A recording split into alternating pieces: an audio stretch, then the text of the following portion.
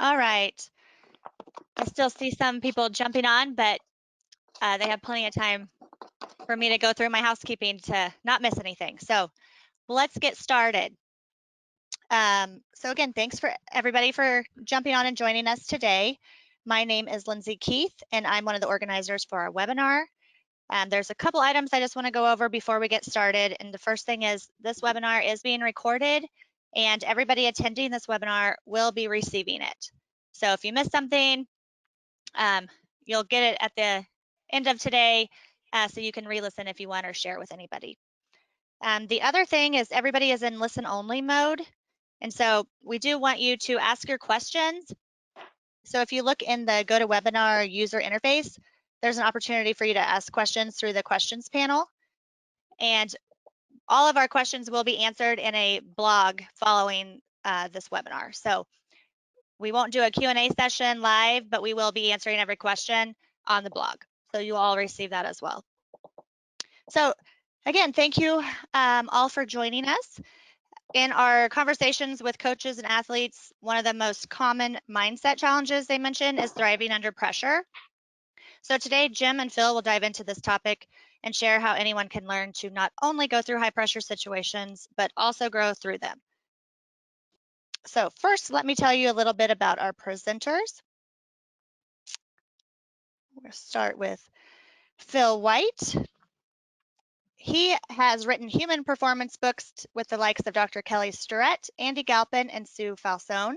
He also collaborates with Nick Gill from the New Zealand All Blacks and Tim DeFrancesco, who was a strength and conditioning coach for the Lakers. He also played college soccer. So today, Phil will be interviewing our co-presenter, Dr. Jim Aframo. Jim has served as the sports psychology specialist at Arizona State University, the peak performance coordinator for the San Francisco Giants, and a mental game coach to scores of Olympic gold medalists and professional athletes across all sports. Jim's first book was endorsed by former top soccer player in the world and two-time gold medalist Carly Lloyd. Wow, what great guys you have on here to listen to today.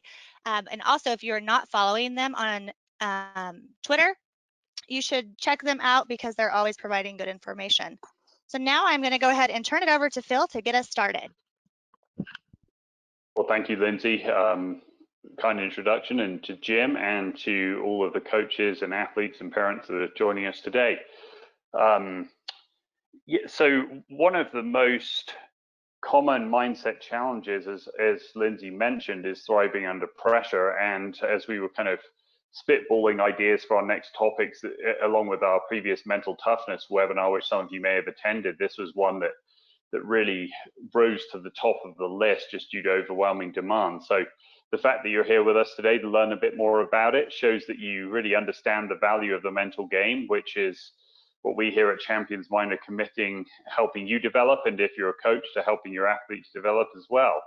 So Jim, with that in mind, I'd like to start off by asking you, how would you define pressure? Well, thanks, Bill, and thanks for everyone for joining us today. Well, the old joke in sports is that the only real type of pressure is the kind that you put in car tires or what you have in an airplane cabin, hopefully. You don't want to be depressurized in there, but those are two examples of real physical pressure. In contrast, the mental or psychological pressure we experience in performance situations is largely based on our perception or belief about the particular situation. And that's exactly why some athletes relish pressure and come through in the clutch, while others fear it and fall short. And so this means that framing and context are key when it comes to handling the stress or pressure of competition. And so today we're going to talk about, pressure and how to thrive under pressure, and what obstacles to avoid in terms of dealing with pressure. But let's start out by talking a little bit about negativity bias, because that's really instrumental in understanding pressure and how to use pressure to our advantage instead of something that really knocks us down. The human brain is hardwired to keep us safe. And so it's not hardwired necessarily to keep us deliriously happy or to become a champion in sport and life. It's to keep us out of danger. And so this so-called negativity bias or threat detection system also gets triggered when we're not in physical danger. It gets triggered in social and performance situations when, to be honest, we don't really need it.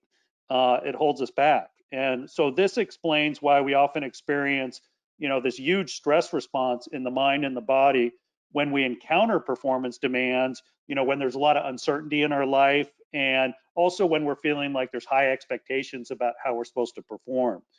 And this negativity bias also explains why bad is stronger than good. And what I mean by that is, as we all could relate to this, the negative stuff that happens in our life, whether we make mistakes, we fail at things, or experience social disapproval, that really sticks with us. It's hard to kind of let go of that. And we tend to dwell on that stuff way more than the positive stuff that happens. Now, just to show in terms of how we could be, really negative, and again, that relates to this whole thing about pressure, is according to the National Science Foundation, an average person has about 12,000 to 60,000 thoughts per day. And of those, 80% are negative. And that's a lot of negative thoughts that we have throughout our day. I don't want to embarrass myself. What if I screw up? Oh my God, I'm not gonna, make the team, or I'm gonna get cut from the team. And so imagine that's during normal times. So I can't imagine what that percentage is in terms of negative thoughts that we have each day during this time of COVID. So we really need to get a handle on this. And that's why we're excited that you guys joined us today. But while this negativity bias is somewhat automatic, the good news is it's not set in stone, and we could learn techniques that help us master our reaction to stress and pressure, to be more calm, confident, focused in the moment, positive, and more optimistic. And doing so is an important step in becoming a champion, or if you've already reached the top of your game, to keeping your competitive edge. Now, getting back to your question, Phil, about what is pressure, I love what, Olympic retired sprinter Michael Johnson, he won 4 Olympic gold medals. What he said about pressure, his definition is that pressure is nothing more than the shadow of a great opportunity. And that's how we want to look at it. Bring on the pressure. There's a great opportunity at hand.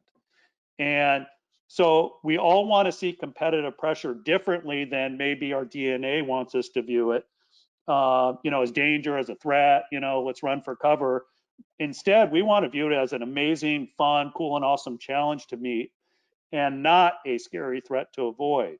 And, threats in sport and life are often illusions. They exist only in our imagination. And if you don't win or perform well, what happens? Just that, you don't win or perform well. And we could always learn from it. And so I really love that saying, think about performance as an opportunity to win or learn rather than win or lose. And so this means we must understand that it's okay to make a mistake or get beaten, only as long, though, as we're giving our best effort. Because if you can't accept mistakes, you can't accept embarrassment, you can't accept not winning, then you're going to never take any risks, you're never going to take any chances, you're going to hold yourself back, and you're going to play too safe and too small and never reach your true and full potential. And the motto of the champion's mind is think gold and never settle for silver, and that's about living a gold medal life. And so in order to live a gold medal life, we really need to make pressure work for us rather than against us. And just one more thought before we kind of move on to the next topic. Walking onto the court or course or pitch does, it does take some risk, and it involves some risk. But really, when you think about it, what do you actually risk? And it's really just bruising our ego. And, so we pretend that failing is the end of the world, and it just doesn't work that way. So if we go out there and play to win as if we really love the game and love ourselves unconditionally, we could leave our egos on the bench. And this will allow us to play with true emotional freedom. And that's what we're after here, rather than being all tense and uptight and overthinking everything and kind of falling into that paralysis by analysis that a lot of athletes kind of fall into when they're in a pressure situation. Oh, that's great stuff, Jim. Thank you.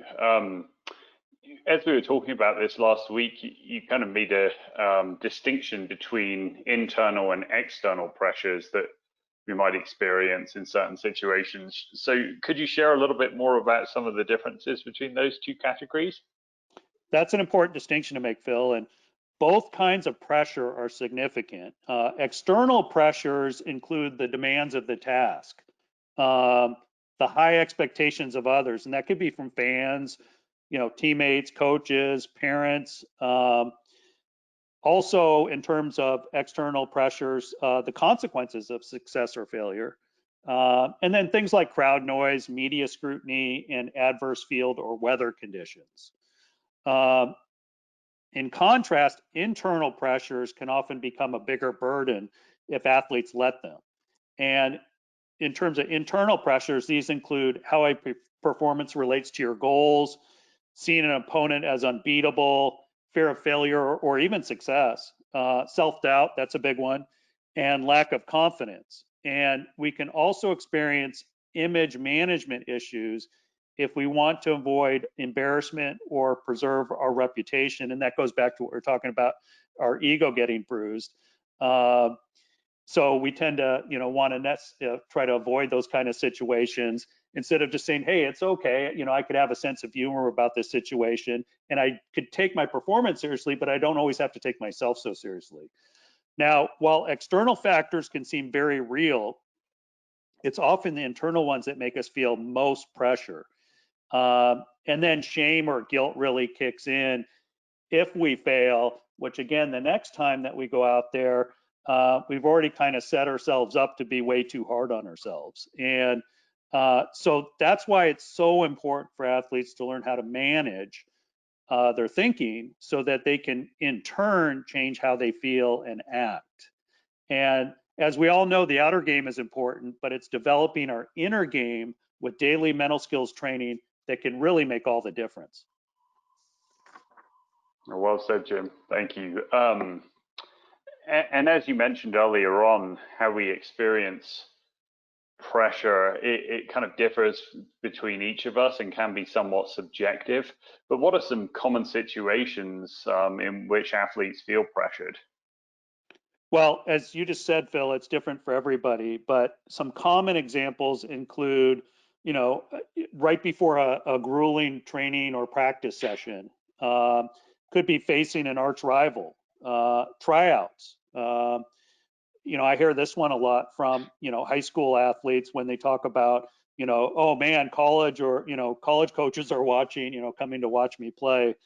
Or even just family and friends are in the stands. And then obviously during playoffs and in a championship game. And I would also say that we all experience the daily pressure to somehow do our best to maintain a semblance of work-life balance with just everything that's going on in our lives and in the world right now. So as a quick takeaway exercise, I'd like everyone listening just to pause for a moment, reflect, and either write down or just briefly think of a situation when you feel the most pressure to perform in your role. And once you've identified this, you can start using some of the coping techniques that we'll be sharing throughout this webinar in order to address how you can handle that pressure and turn it into your advantage. Thanks, Jim. Another topic that popped up fairly soon in our conversation when we were planning this webinar was that we experience pressure in a couple of different ways, and it manifests itself in a couple of different ways. And so we'll get onto more of the psychological symptoms of pressure in a minute, but what are some of the physiological symptoms, i.e. the symptoms that might manifest themselves in our bodies when we're undergoing pressure, either internal or external or both? Sure. Sometimes undergoing pressure can feel like when you wake up in the middle of a nightmare, unfortunately, where your skin's clammy, your palms are sweaty, your breathing is irregular, and your heart rate is really high. And you might feel tight in the throat, which is obviously where the notion of choking under pressure comes from. Your stomach could churn and your muscles clench, and maybe you even feel your face and neck flush. And this is such a key understanding in terms of the physiological symptoms of pressure. I remember when I was an athlete, a competitive athlete, participating in a variety of sports, and this was way back in the day, and I would start experiencing some of these symptoms, and no one really knew what to say to each other. You know, it'd be like, oh, just try to relax. And it was almost like something bad was happening. And if only I could get rid of this feeling, imagine how well I could perform and how much fun I could have during my performance. However, the key understanding here is that these types of symptoms, albeit uncomfortable and sometimes really uncomfortable, are just the body's way of preparing itself to perform. And so butterflies are good for you. We need these butterflies before we compete. And in fact, the body is actually hardwired to perform better under a moderate level of stress. And so we need some stress, we need some pressure, we need some of these symptoms in order to perform our best, because again, it gets us, on our toes. It gets us in terms of focusing better, and it really activates us for the challenge at hand. And that's why you don't see world records set during practice, because there's no pressure, there's no stress. On the other hand, though, you don't want too much of a good thing where you're feeling too much pressure, too much stress, having too many of these symptoms. And so you want to find that balance between both ends of the continuum. But the key here is you need some of this, and it's actually your friend, not your enemy. So, again, the key here is think of this also in terms of psychologically looking at your physiological symptoms is, number one, I need this, but number two, this is also a sign of excitement. I can't wait to go do what I'm going to do. And so smile confidently, breathe deeply, because the tendency is to hold our breath. And then just tell yourself, I'm going to embrace the rush. This is when I most feel alive. I love this feeling. And then you could get into the rhythm and feeling and flow of it.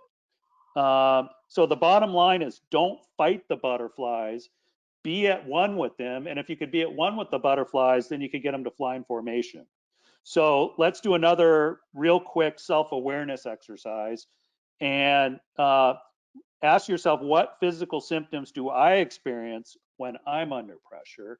And then, start to look at that as, hey, I want that, I need that, I like that, instead of, I wish I wasn't feeling that.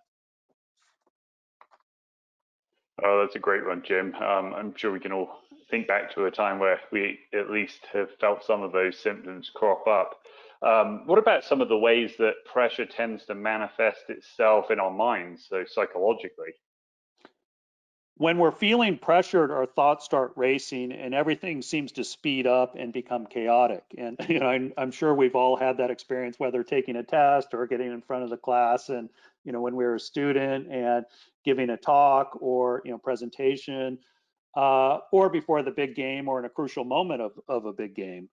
And what ends up happening is we start to get tunnel vision. We might start to fixate on negative imagery that really compounds the problem. We also start to slip into cognitive distortions, and which is just another term for thinking errors, and such as catastrophic thinking. And I think we could all relate to this. What if I make a fool out of myself? What if I lose? I won't be able to handle it. Those kind of thoughts.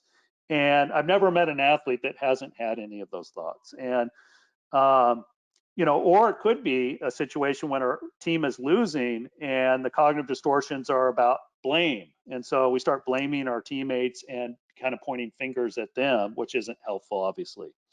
Or it could be a situation where we magnify an error that we've made, and so we stay stuck, we can't move past it.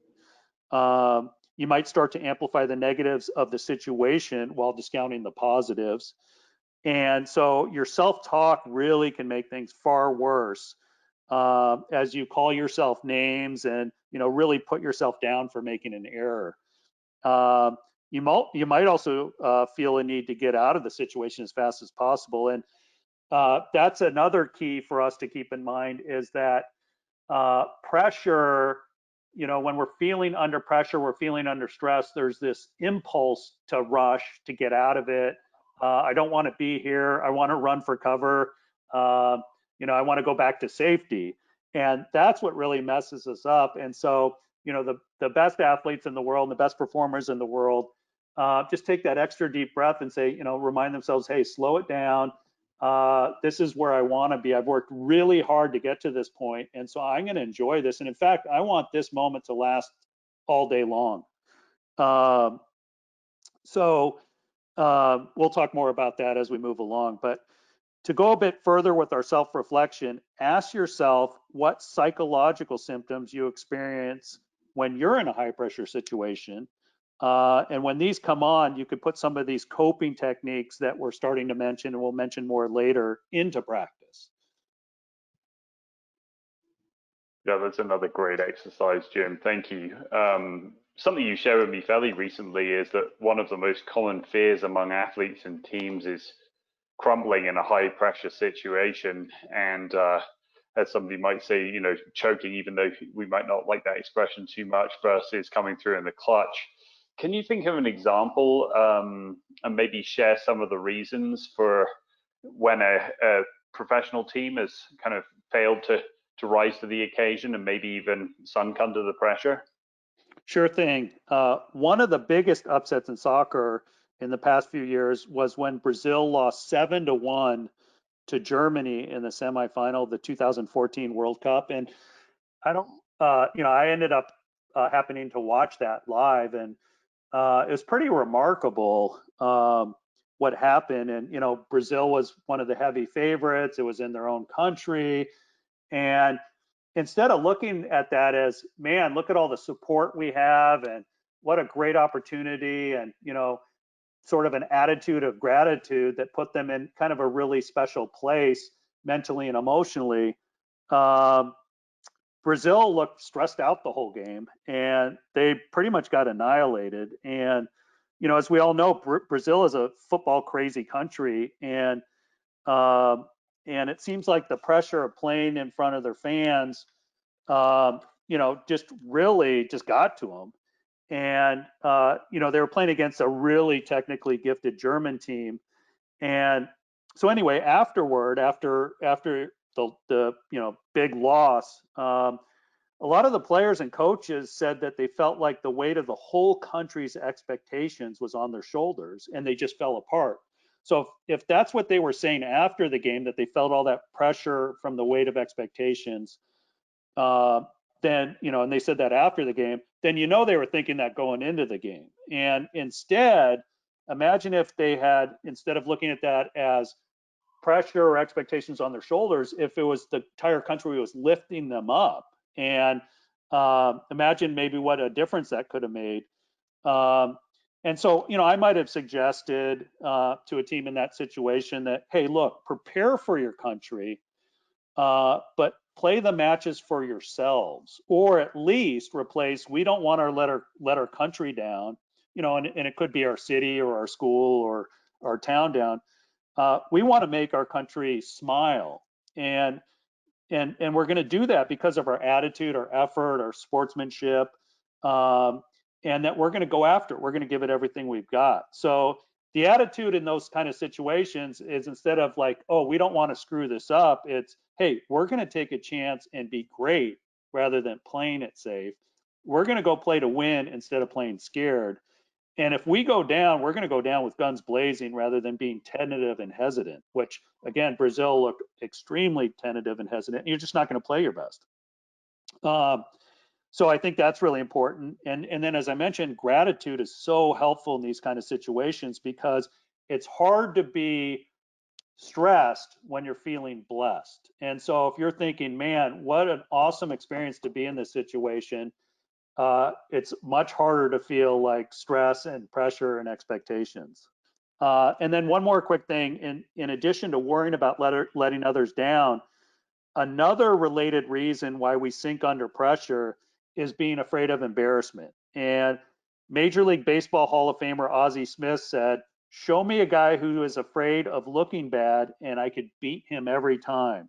So if you're going to play competitive sports or, be a performer in any achievement domain, you have to decide that, what, there are going to be some times that I embarrass myself, and what, that's okay. Because again, we're getting back to, I take what I do seriously, but I could take myself lightly at times and be able to laugh those times off rather than getting so serious and glum about them. And so again, it's really giving ourselves permission to free ourselves from, worrying about embarrassment and telling ourselves, look, I'm going to go as hard as I possibly can. And I know I could live with whatever happens. And that I really do have everything to gain and nothing to lose if I do that. In fact, I'm willing to fall flat on my face in front of the whole world while getting after it because I want to have no regrets in what I do. And when you really think about it, if you have that attitude, only then will you truly be able to find out how great you can be. Oh, I love that. In contrast, Jim, can you think about a time when a team, either real or fictional, was able to really come through in the clutch and sail under pressure rather than sinking? Well, in terms of fictional, I really like to think back to Gene Hackman's role as the coach in the movie Hoosiers, and his team, took a look around the court before playing in the championship game, and they were obviously from a small town, and they go to the big town, and they're totally awestruck by the size of the arena and how many fans will soon be in the seats, and to put his players at ease, Hackman measures the difference from the free throw line, or the distance from the free throw line to the basket, and finds that it's the same as on any court, 50, which is 15 feet. And then he measures the height of the basket, and it's set to regulation height, 10 feet. And so next he says to his players, I think you'll find it's the exact same measurements as our gym back in Hickory. Now let's get ready for practice. And, I really love that because that is one example of the context I like to give the athletes I work with before the playoffs, or let's say a championship game. We'll talk about the event for a little bit, and then I'll tell them, hey, let's not make it way bigger than it is. Or guess what? It's still a basketball game. No matter how big it is, it's still a basketball game, and you are good basketball players. So you don't have to do anything extra or special. And I think that's a key right there. Is a lot of times in these, championship moments or big contests, we think, am I as good as I thought I was? Do I have to do something extra or special? Do I need to be better than myself? And that's where we get ourselves into trouble, and that's how we get in our own way. Instead of just saying to ourselves, you know what? I got here for a reason. I'm pretty darn good at what I do. So let's just stay the course. And Kobe Bryant would talk about that his playoff attitude was the same attitude as he had during the regular season because he was always going full out. And, I love that Larry Bird said that too. He said, look, during the playoffs, I just bring my basic game. I don't need to be someone I'm not. So those are good reminders for all of us. And then, of course, it's important to get into why you started playing your sport in the first place and what you love most about it. And that helps to give us that attitude of gratitude and that sense of joy rather than feeling fear and worry and getting caught up in that kind of stuff. And then once we kind of put ourselves in that kind of mind state where it's more of a, hey, this is a cool opportunity, this is an awesome challenge, instead of this is a scary threat that I want to avoid, then we're really ready to go do our best. And so, let me turn it back to you, Phil. What's a sports story you could think of when an athlete was able to thrive under pressure? Well, yeah, there's one that really stands out, I think, Jim, which is in the 2008 Beijing Olympics. Michael Phelps was going for gold in the 200-meter butterfly, but early on in the race, his goggles broke, I think, first one side and in the other, and started filling with water. And in that situation, a lot of people would literally sink, if you'll pardon the bad pun from earlier. But rather than quitting or even slowing down like many people would, Phelps just used that kind of uncanny internal rhythm that he had to figure out, okay, this must be roughly how many strokes I have left, so I'm just going to keep pushing on. And he ended up winning the race, capturing the gold, and also setting a world record. And it's interesting rewatching the footage is that the commentators didn't even know that there was a problem because he didn't start slipping down the field, and as I say, was able to to beat that world's best time and beat all of his rivals as well. And it wasn't until afterwards that Phelps let everyone know what had happened and why he threw his goggles in frustration afterwards, because apparently he thought he could go at least a second quicker, and so was annoyed with himself that he couldn't do that, even though the goggles were filling with water. But he really then turned it to a positive and credited his coach, Bob Bowman, for making him swim laps with his goggles, blacked out by a Sharpie sometimes, and occasionally Bowman would even flip the switch on the pool lights and have Phelps swim in the dark. And I think that's really an example of how preparation can help you perform no matter what the circumstances throw at you. You know, my brother-in-law was a paratrooper in the British Army, and he frequently used one of their mottos, which was the 7 Ps, which stands for prior preparation and planning prevents piss poor performance. And really what they're getting at there is that you can't control everything that's going to happen on game day, or in their case on the battlefield, but you can anticipate what might go wrong, have contingencies for it, and get physically and perhaps even more importantly, mentally prepared to deliver. Well, Phil, if I could just add to so that. With that, yeah, please do. Yeah, I mean, I think 2 ways we can do that. One is, you know, we've all heard this, but, you know, look for ways to add pressure in practice, and, you know, there could be some consequences, you know, like this one group goes up against another group, or, you know, I always see it on the PGA Tour where they'll have money matches before the tournament actually starts, you know, with each other, so that, you know, kind of feels like, you know, they get a little bit of, you know, a little bit of those nerves, a little bit of that pressure that gears them up for the actual tournament. And then the other thing is visualization as well, is just, you know, spending some time, close your eyes and picture yourself playing great and being the player that you want to be, but then also think about things, you know, maybe being in some of those key moments or things going sideways a little bit, and how you want to respond and where you want your mind to be in those situations. So those are examples of how that preparation could really help. And then another thing too is just getting that experience and putting yourself in that situation over and over again. And there's a phrase that I love related to this, which is composure via repeated exposure, which means that, you know, you develop more and more composure the more and more you do something. So even if you see it kind of in your mind's eye doing visualization, or you get that experience in practice, or you just keep putting yourself in these kind of, you know, tournament or competition settings, the more and more you do it, the more comfortable you get with it. No, I love that. And with that in mind, Jim, how do you feel that champions differentiate themselves in how they think about or maybe reframe pressure before performing? Well, as you just alluded to this with the Phelps story, Phil, pressure doesn't come as a surprise to champions. They expect it, they acknowledge it, and they even learn to welcome it. And, you know, the goal here is, you know, kind of turn that pressure into pleasure. It's, I want to, you know, again, I want these butterflies. I love butterflies. You know, it feels good. I feel most alive when I'm in these situations. And it's kind of the reward for all the hard work I've done. And, you know, so this is exactly where I want to be. And so now it's time to, let's go collect what's mine kind of attitude.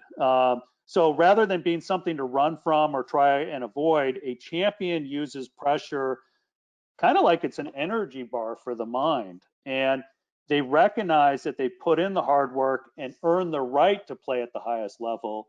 And so they trust their training, they trust their talent that has got them ready to do their very best. And so along these lines, I love what Pat Riley told his Lakers team back in 1987 when they were heading into the playoffs. And at that time, a lot of people don't remember this, but at that time they were attempting to rebound from the disastrous 1986 playoffs.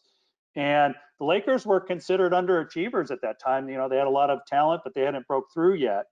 And so this time around, Pat Riley told his team, he said, look, you know, let's feel the excitement. Let's feel the anticipation of something good that's going to happen.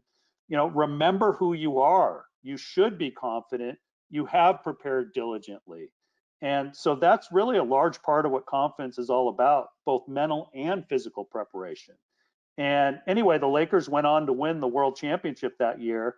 And now today we know them as the Showtime Lakers. So there's another message in there too, that, you know, champions a lot of times have failed the most because they put themselves in situations to fail and then, you know, eventually succeed more than others. And so that failure is never fatal either, that there's going to be another time when you could come through, even if you fell short the first time. And most athletes and most champions are like that, where if you look back early on in their career, you're like, whoa, they had to overcome a lot as well.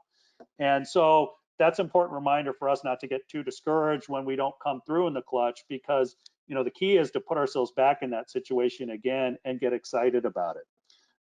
Moreover, it's really important on game day, as I mentioned earlier, to resist the impulse to rush, you know, in an effort to get it over with. And so instead, and this is important for all of us to practice, even when our life seems really stressful, I notice when, you know, I have a lot on my mind, I start driving a little bit faster, I start eating a little bit faster. And so, you know, especially on game day, but then, you know, at any time that you notice that you're feeling a little anxious or under pressure, slow everything down. So eat a little bit slower, drive a little bit slower, get dressed a little bit slower, walk a little bit slower, and even talk a little bit slower than usual.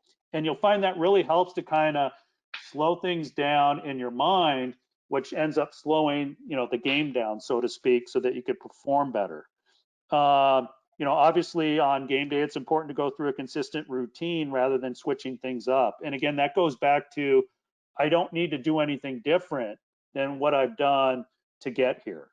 And then as you get closer to kickoff or tip off, depending on which sport, you could start to ramp up your intensity so that you're physically and mentally sharp at just the right time, rather than blowing off too much steam too early. And Bill Belichick, coach of the Patriots, has won a lot of Super Bowls, and you know, that's one of the things he always tells our team is, you know, don't start firing until right before the game starts, because there's that tendency to, you know, get so excited about the game and, you know, start feeling all that pressure and excitement that we're tired when the game starts, because, you know, we're too riled up. So it's kind of like a slow burn until it's time to perform. And then I would say, you know, as important as it is to be physically prepared to play under pressure, it's those who can really harness their mental game, as we've been talking about today, that do end up performing their best. And as we mentioned earlier, a champion understands that to win, you have to compete. And to compete, you have to be willing to put everything on the line in these types of high pressure situations. And so champions use pressure or stress as a way to focus and channel their confidence and self-belief to adjust their mindset and engage in the moment, knowing this is where they're meant to be. This is where I want to be. And, you know, this is what I do and this is how I do it. And so they also don't think about the consequences of winning or losing, or succeeding or failing. And instead, they concentrate fully on the task and embrace the challenge of the moment. And that's a good reminder for us. And that's why, you know, mindfulness training and breathing techniques and relaxation strategies are important to, you know, and that taking that extra deep breath to get back in the moment is really important. Because our goal is to concentrate fully on the task at hand and embrace the challenge of the moment. And for those listeners that ended up watching the Last Dance documentary, I really got a kick out of Michael Jordan when he was asked, you know, did you ever think about, you know, the consequences of missing a game-winning shot? And he just had this funny look on his face, like, why would I, you know, he said, why would I think about missing a shot I haven't taken yet? And I thought that was terrific, because he was just so in the moment, and he was just looking and shooting instead of, you know, what if I make it? What if I miss it? And then, you know, kind of one more little quick tip. A champion will also take pressure off of themselves by realizing that they don't have to play perfectly to win. And again, a lot of times we think in our minds for some reason that, you know, for me to win the big game, or for us to win, you know, this playoff game or championship, or for me to win this golf tournament, I need to play perfectly well. And there's always margin for error. And by taking that pressure off yourself to play perfectly well, you actually do play better, which is paradoxical, but important to keep in mind. So again, you don't need to be someone you're not or reach some mythical level of performance. And whatever you do bring today will always be good enough. And and as we all know, it's not life or death. The sun will come up tomorrow. And yes, there may be some consequences if you don't win. But if you do your very best and fall short, you again will learn from it, you'll grow from it, and you'll do better the next time. And so, kind of just a quick sum up there is, kind of the man in the mirror, or the performer in the mirror kind of idea is, be your own judge. And if you could look in the mirror and say to yourself, after any performance, I did my very best, to me, then you won the inner game, and you should feel proud of yourself and keep your chin up no matter what. I love that. Thank you, Jim. And what about during the heat of competition itself? What's different about how champions deal with those big pressure moments, or able to refocus when they make mistakes or they get behind on the scoreboard early? And what really sets a champion apart on game day during competition? Well, the athletes who come through in the clutch are often surprisingly nonchalant about it. And so if it's a game-winning free throw, they remember all the shots they made in the practice gym and just walk up to the line and knock it down like it's another one at the end of practice.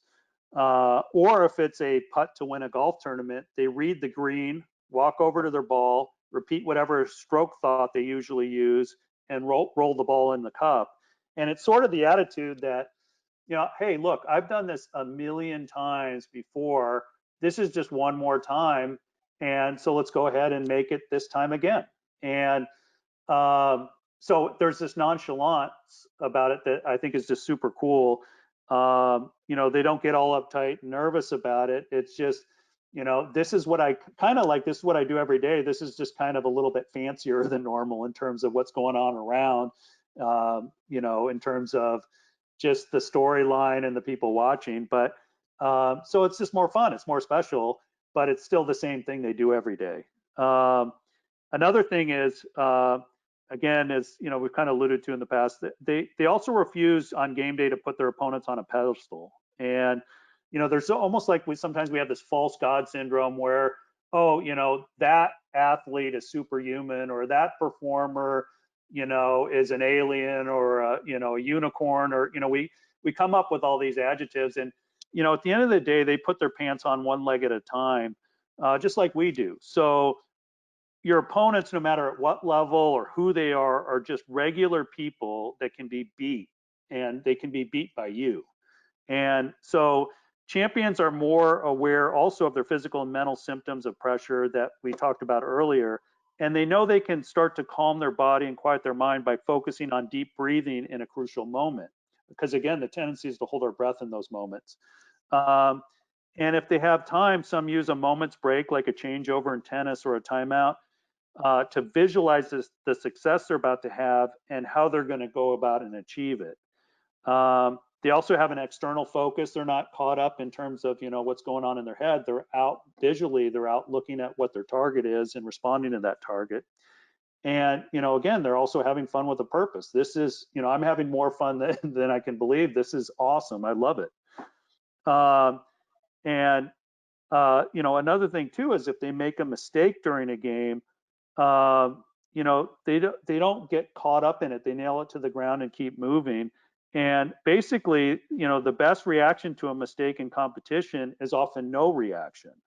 And so it's kind of like the last play means nothing, the next play means nothing. It's only about this play. It's this play, this moment. And so they're living in the moment and enjoying the moment, and that's how they perform their best. Okay, let me do a real quick summary. Training your mind is as important as training your body. Champions see competitive pressure as a challenge to meet rather than as a threat to avoid. Importantly, you control a challenge, threats control you. So let's love being tested. Let's love being up against the odds. Let's love performing when it counts most. And above all else, let's always stay in love with ourselves no matter what, and be proud of ourselves for putting ourselves out there in that situation. Kind of like the the man in the arena story from Teddy Roosevelt, you know, that's what counts most, is putting yourself out there and getting after it, not what other people say or, you know, what other people think. So be proud of yourself and be your own judge in those moments. Fantastic. Thank you so much, Jim.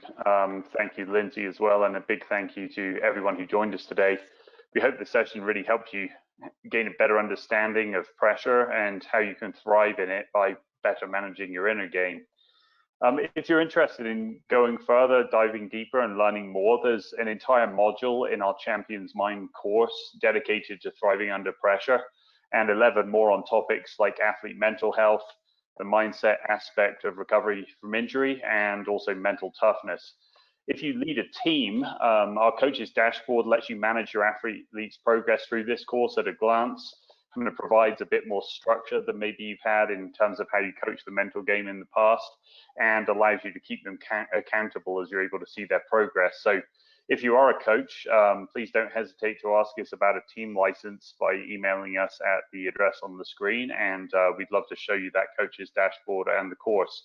Or if you're an individual athlete, you'll find multiple daily audios in the app that will help you to thrive under pressure, and you can unlock all of those by going to your account tab and tapping Go Pro. I hope you benefited from listening to Jim and gaining from his expertise today, and if so, look for an invite for our upcoming webinar, which will be on Tuesday, December 1st. Again, we'll offer you an AM or a PM session, and Jim will dive deep into the topic of safeguarding athlete mental health during COVID-19. Thanks so much again for your time today. Really appreciate you spending part of your day with us, and until the next time we talk, keep thinking gold.